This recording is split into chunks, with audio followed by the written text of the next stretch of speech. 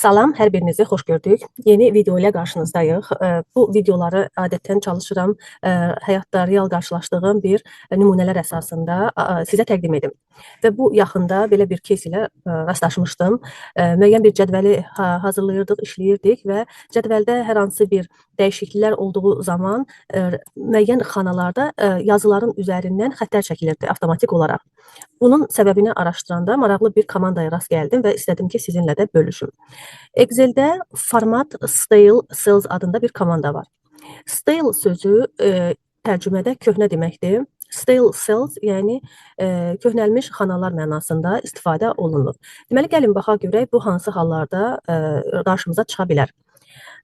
Nümunə üçün çox kiçik bir cədvəl qoymuşam, amma adətən biz real кейslərdə böyük həcmli cədvəllərlə işləyirik.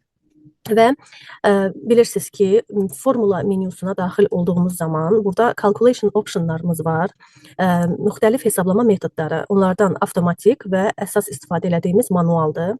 Avtomatik deyəndə nəyi nəzərdə tuturuq? Deyək ki, bizim cədvəlimizdə hər hansı bir xanada dəyişiklik olduğu zaman o qeyd olunmuş formulada öz əksini tapır. Yəni formulamız avtomatik olaraq yenilənir. Məsələn, deyək ki, buradakı miqdar 7-dən 70-ə qalxarsa, enter düyməsini bastığım zaman avtomatik həmin bu formulanın cavabına təsir edəcəkdir.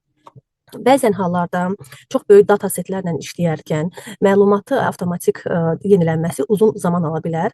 O səbəbdən adətən cədvəllərlə işləyəndən sonra son olaraq yalnız bir kliklə bütün formulları yeniləyə bilirik ki, bu bizim işimizi nisbətən daha yüngülləşdirir, gecikdirmir. Bunu da formula menyusundan calculation options'ı sadəcə manuala çevirmək lazımdır.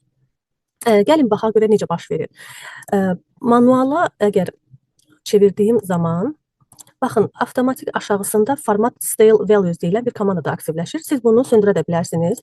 Bu hissədən götürdük qeydi, amma yenidən aktivləşdirə də bilərsiniz. Format stale values hansı işə yarayır? Gəlin nümunə ilə göstərəcəm. Deyək ki, yenidən mənim datamda müəyyən dəyişikliklər oldu. Bu arada formulları nəzərinizə çatdırmaq istəyirəm. Mən burada sadəcə count formulası vermişəm.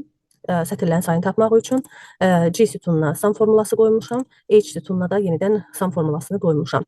Və əgər deyək ki, miqdarda dəyişiklik olubsa, 70-dən 50-yə düşübsə, enter düyməsini bastığım zaman, baxın, bu xanada 241-in üzərindən xətt çəkilir.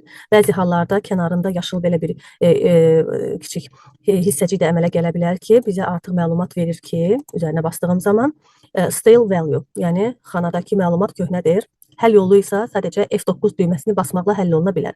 F9 düyməsini bastığım anda cədvəldəki bütün formullar yenilənir.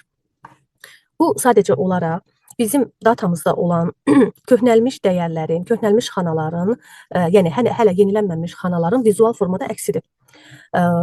İstərsəz söndürə də bilərsiniz həmin komandanı, deaktiv edə bilərsiniz, yenidən yandıra da bilərsiniz. Hər hansı bir məlumatlarda dəyişiklik olan zaman, məsələn, sütunu, sətri tamamilə silirəm. Baxın, artıq bütün formullara təsiri olduğu üçün hamısında bu şəkildə üzərindən xətt çəkilir.